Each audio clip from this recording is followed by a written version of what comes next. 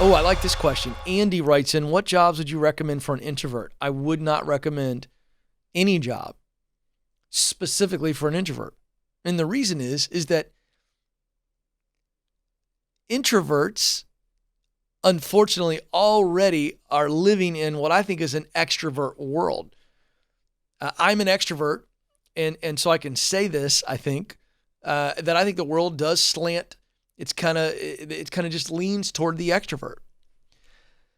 But when I say that, that doesn't mean that I'm making excuses for introverts. But what I'm saying is that it's ridiculous to me that even exists, because introverts are just as good at every job that an extrovert would be good at. You say, oh, come on, Ken, that's not true. What about a salesperson? I'm telling you, some of the best salespeople in the world are introverts. I mean, let's really break this down. Does a salesperson have to be like, hey, man, how you doing? It's a great day to buy a car, isn't it? Now, let me tell you something. If that guy approaches me, Joe, I'm like, oh, geez, no thanks, man. You're radioactive. Turn it down. Versus what I would consider a true introvert approach. Introspective, thoughtful, engaged, good listener, not trying to dominate the conversation. Okay, so introverts, and I could go down the list. Introvert, extrovert is just a personality feature. That's what I'm going to call it. A personality, maybe it's deeper than a feature. Maybe it's, I'll call it a default, right? So it comes with the computer. You're extroverted. Some are higher extroverts. Some are high level of introverts. And then there's a scale. So if we got extreme extrovert, extreme introvert, then we're all somewhere on that spectrum. But that's a default mode. It has nothing to do with your talent.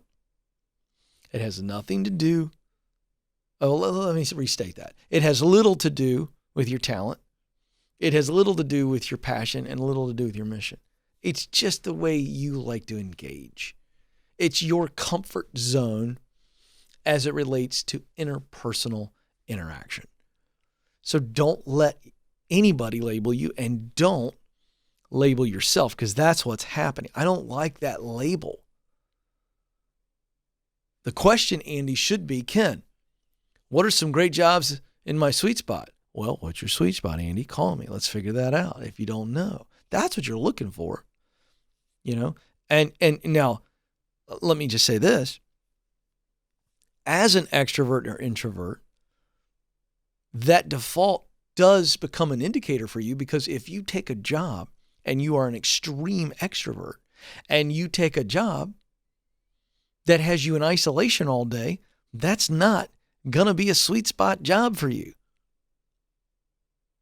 Because part of, and we look at the sweet spot analogy, the three gifts, talent, passion, mission, it's not all personality. It's that a person who is an extreme extrovert is going to love work that is engaging with people.